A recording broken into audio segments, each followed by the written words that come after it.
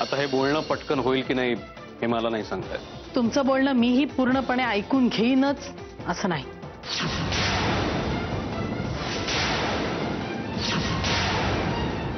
हे तर तुम्ही आधीच केलं, म्हणून तर मला मिरजेवरून इथपर्यंत यावं लागलं ना. मॅडम, तुम्ही माझ्याशी फोनवर जे काही बोललात, ज्या पद्धतीने बोललात, ज्या भाषेत बोललात, माझ्यावर जे काही तुम्ही आरोप केले ते अजिबात योग्य नाही केलं. केवळ माझ्यावरचे संस्कार म्हणून मी तुम्हाला तुमच्या भाषेत उत्तर नाही दिलं. अदरवाईज ती भाषा मलाही बोलता येते. माफी मागणाऱ्या माणसाची सुद्धा ही भाषा असत नाही मिस्टर शेखरराज देशमुख. मुळात मी इथं कोणाची माफी मागायला आलो नाही. मी जे काही चुकीचं वागलो, म्हणजे असं तुमचं म्हणणं आहे. मी काय चुकीचं वागलो ते तरी मला सांगा. तुमच्या मनात याबद्दल काय गैरसमज आहेत ते मोकळेपणानं बोला माझ्याशी.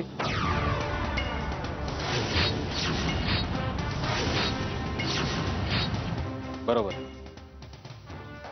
मी जे बोललो ते बरोबर, पण यात चुकीचं काय बोललो? जे सत्य आहे, खरं आहे, जे मी ऐकलंय तेच बोललो. आणि मला यामध्ये प्रियाच्या चारित्र्याचं प्रदर्शन मांडायचं नव्हतं लोकांसमोर, म्हणून तुमच्याकडे मी नकार कळवला. सांगा ना, यात काय चुकलं माझं? पण तिच्या चारित्र्यावर हे असले आरोप करायची तुमची हिंमत कशी झाली? किती ओळखता तुम्ही प्रियाला? बरोबर आहे, किती ओळखतो मी तिला. खरंय, मी काहीच ओळखत नाही तिला. आणि दुसरी गोष्ट म्हणजे तिच्याविषयी मी जे काही बोललो त्यात हिमतीचा प्रश्न येतच नाही. काहीतरी रचलेलं किंवा स्वप्नात बघितलेलं असं काही नव्हतं ते. तिचं एका मुलावर प्रेम होतं हे तिनंच मान्य केलं. तोंडाला येईल ते खोटं बोलू नका. मी काही खोटं बोलत नाहीये, आणि तुमची खात्री पटेस तोपर्यंत मी इथून जाणारही नाहीये. मी इथंच थांबणार आहे. हवं तर तुम्ही इथं प्रियाला बोलवू शकता.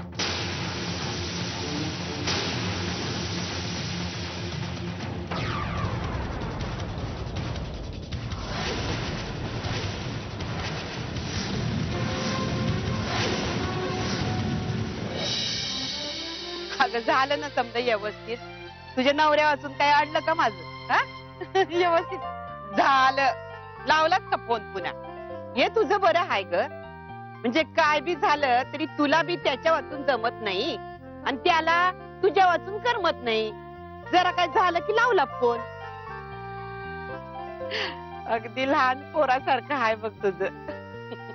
हे जरा काय झालं की आईशीला सांगायला जायचं. किती साधी आहेस का तू. आई बिगर चलत नाही ना, तसं आहे बघ तुमचं. नाही तसं नाही आजी, त्यांना काळजी वाटेल ना. कसं डॉक्टरांनी सगळं नॉर्मल आहे असं सांगितलं म्हटल्यावर त्यांच्याही जीवात जीव येईल. म्हणजे त्यांना काळजी नको वाटायला म्हणून मग आपलं मी फोन लावते. करू ना? कर बाई फोन कर. कठीण आहे ग बाई तुझं.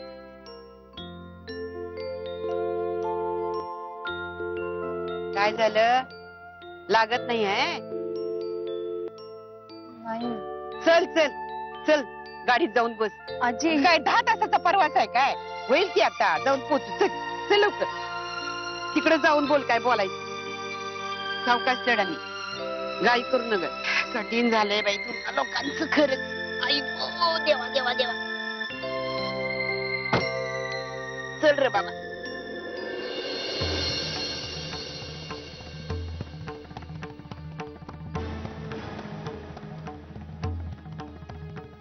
काय प्रकार चालले आई? कोण आहे ते?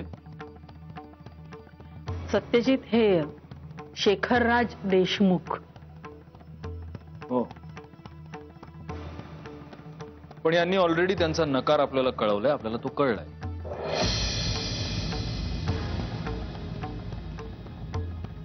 मग आता हे इथे का आलेत?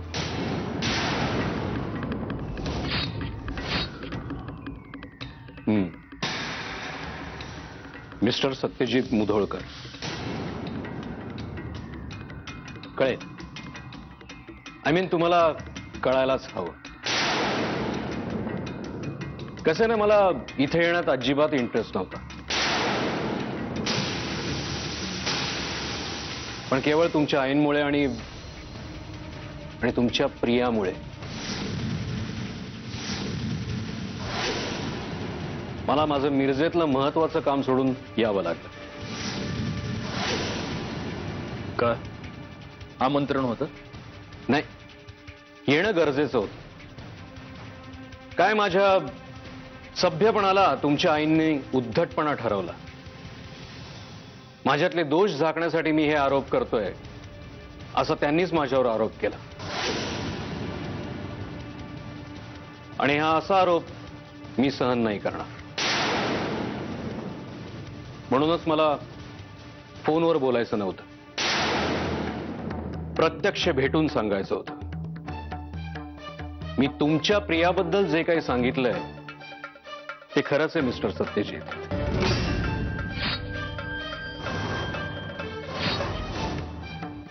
M I right? एक मिनिट.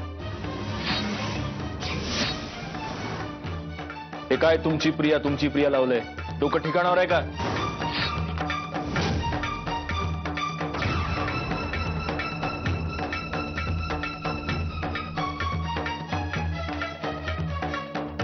आवाज मलाही चढवताय तो मिस्टर सत्यजित, त्यामुळे माझ्याशी शांतपणे बोला. आणि मी काही चुकीचं बोललेलं नाहीये. तुमची प्रिया नाही, खरं तर मी तुमचीच प्रिया असं म्हणायला हवं होतं, नाही का?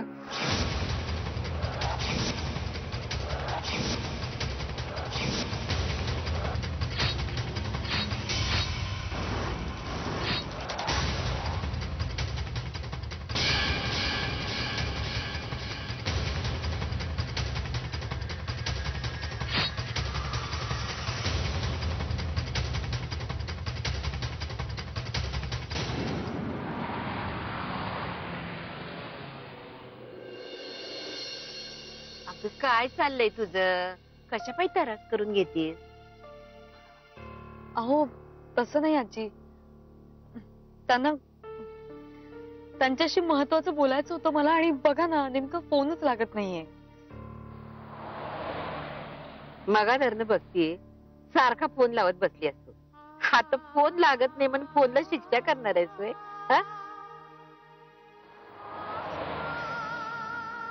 एवढं पिरेंबी त्रास देऊन जाते बघ. नाही, जीव असतो या, म्हणून तर कुणासाठी तरी जीव तुटतोय. बाकी काय नाही ग. काय काळजी करू नकोस, आता 5 मिनिटात पोहोचू आपण घरला. जरा धीर धर. तसं नाही आजी. अहो मगाशी यांची गाडी पंक्चर झाली होती ना, मग मी विचार केला की जाता जाता यांना गाडीत बरोबर घेतलं असतं आपल्या, पण नेमका फोनच लागत नाहीये. शिमी घरातून निघतानाच विचारायला होतं तुम्ही नेमके कुठे आहात म्हणून. किंवा असं तर नसेल झालं, म्हणजे गाडी दुरुस्त झाली असेल आणि हे थेट क्लिनिकला गेले तर काय, मला खरंच कळत नाही. शहाणी आहेस का तू? कशा पायी एवढी काळजी करतेस? एवढी काळजी करू नका ग पोरे. तुम्ही दोघं ना लहान पोरांसारखे हात बघा, दुसरं काय नाही. शांत राहा जरा. अरे ये दादा, जरा दमानं घे की. केवढी गाई, हिच्यासारखी तुला बी गाई झाली वे.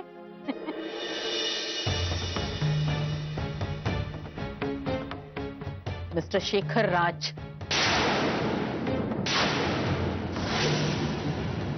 इतका वेळ मला वाटत होतं की तुमची बुद्धी भ्रष्ट झालीये, पण नाही, तुम्हाला विचार करायची सुद्धा बुद्धी नाहीये. माझ्या मुलावर असले घाणेरडे आरोप करताना तुम्हाला एका क्षणाचा विचार करावासा वाटला नाही?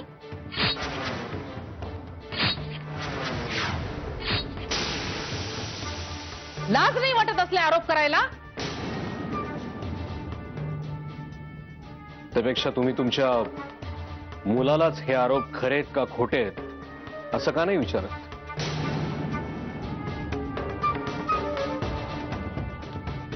पुरे तुमचा एक शब्दही ऐकायची इच्छा नाहीये माझी. मी जे काही आरोप केलेत तुम्हाला खरंच खोटे वाटत असतील, तुम्हाला खरंच याबद्दल काही माहिती नसेल, तर मॅडम तुमची तुमच्याच घरात खूप मोठी फसवणूक होतीये.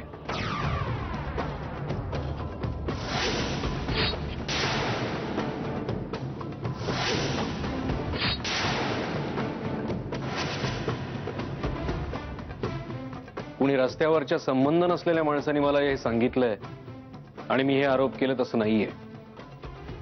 मला हे सगळं प्रियाने सांगितलं.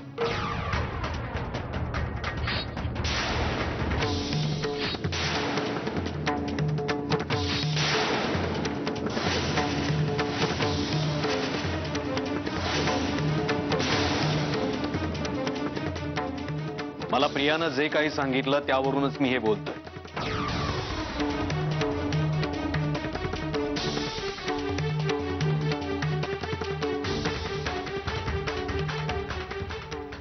मिस्टर सत्यजित मुधोळकर,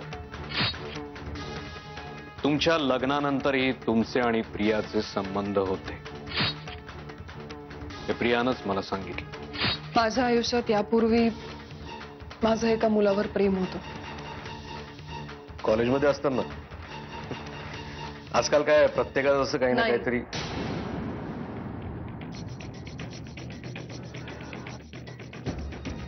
माझं तसं नव्हतं. माझं कॉलेजमधलं इमॅच्युअर प्रेम नव्हतं.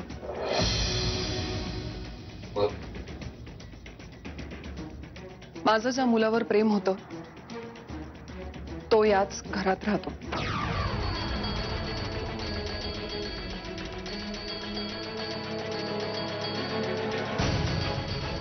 शालिनी मावशीचा मुलगा सत्यजित मुधोळकर.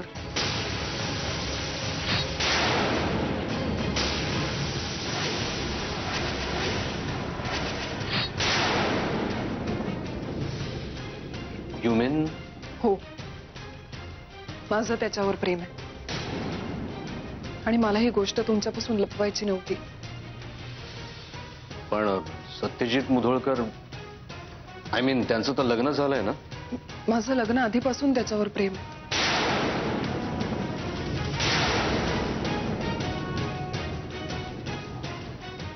लग्न का नाही केलं? कारण त्यांनी माझं प्रेम कधी समजूनच घेतलं नाही आणि लग्न केलं दुसऱ्या कुठल्या तरी मुलीशी. पण म्हणून माझं प्रेम कमी झालं नाही. पुढे योगायोगाने म्हणा किंवा नशिबाने अशी परिस्थिती आली की त्यालाही माझ्या प्रेमाची, माझ्या आधाराची गरज वाटू लागली. मग माझ्या मनातलं प्रेम पुन्हा एकदा जागं झालं आणि मी पुन्हा त्याच्यात गुंतत गेले. पण यावेळी आम्ही दोघंही ते प्रेम जगत होतो आणि त्या प्रेमातून आम्ही खूप जवळ आलो. खूप जवळ. काही काळापुरत्या का होईना, पण आम्ही मर्यादा ओलांडल्या.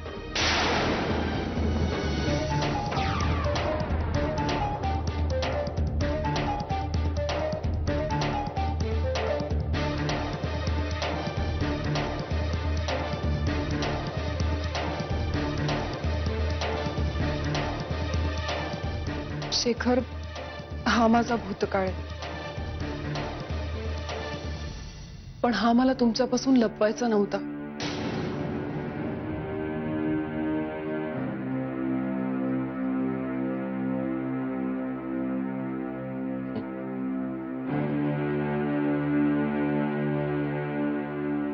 आपला भूतकाळ असा दुसऱ्यासमोर मांडायलाही धैर्य लागतं. आणि प्रिया तुमच्यात ते आहे.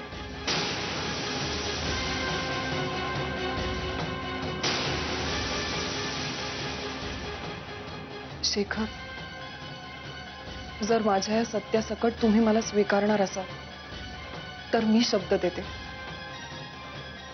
माझ्या भूतकाळाची सावली मी आपल्या संसारावर कधी पडू देणार नाही. वचन देते मी तसं.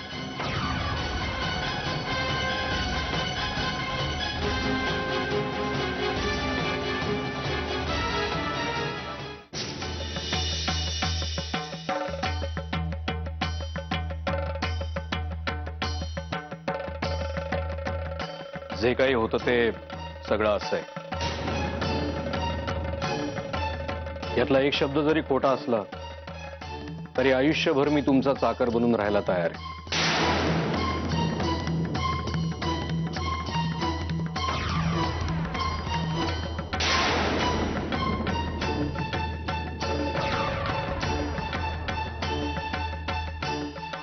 तुमचा अजूनही माझ्या सांगण्यावर विश्वास बसत नसेल तर तुम्ही इथं प्रियाला बोलवा. खरं काय खोटं काय हे तिला विचारा. माझी तयारी.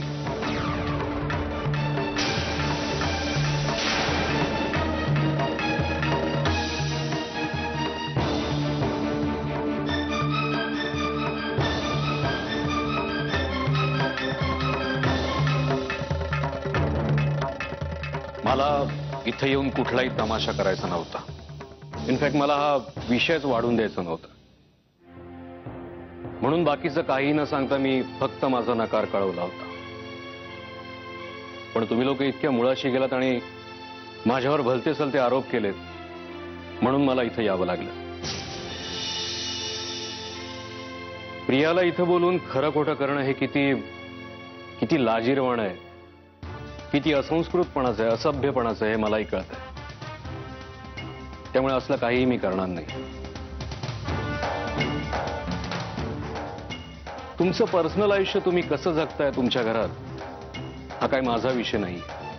पण कोणाविषयी गैरसमज करून त्याच्यावर असे आरोप करू नका एवढीच माझी रिक्वेस्ट आहे.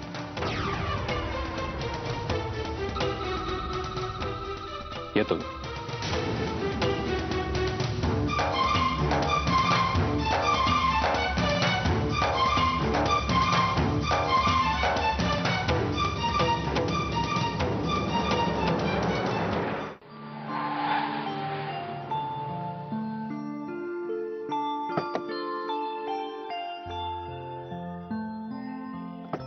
या आजी.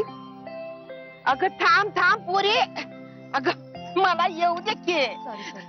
अगं मी म्हातारी आहे. तुझ्या संगती पळू शकणार नाही बघ. घर दिसल्यावर लागली लगेच ताबडतोब धावायला. मला माहिती आहे डॉक्टरनी सांगितले तू बरी आहेस म्हणून. काय झालेलं नाही तुला. चल चल घाई झाली आहे नवऱ्याला भेटायची. चल.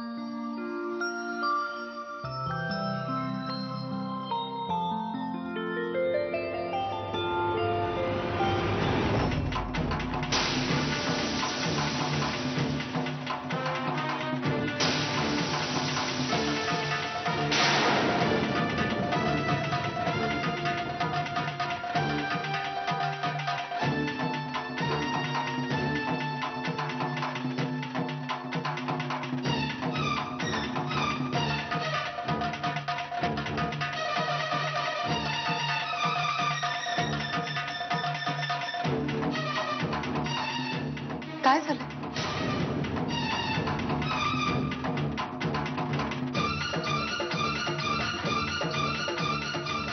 आई आई काय झालं? शालिनी ताई मग बोलू आपण. हा येते मी.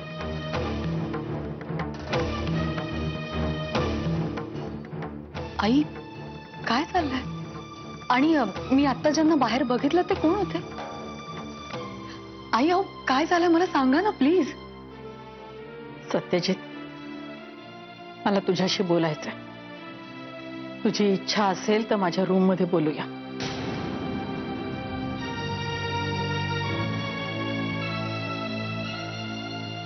अहो काय झालंय? प्लीज बोला ना. आलो.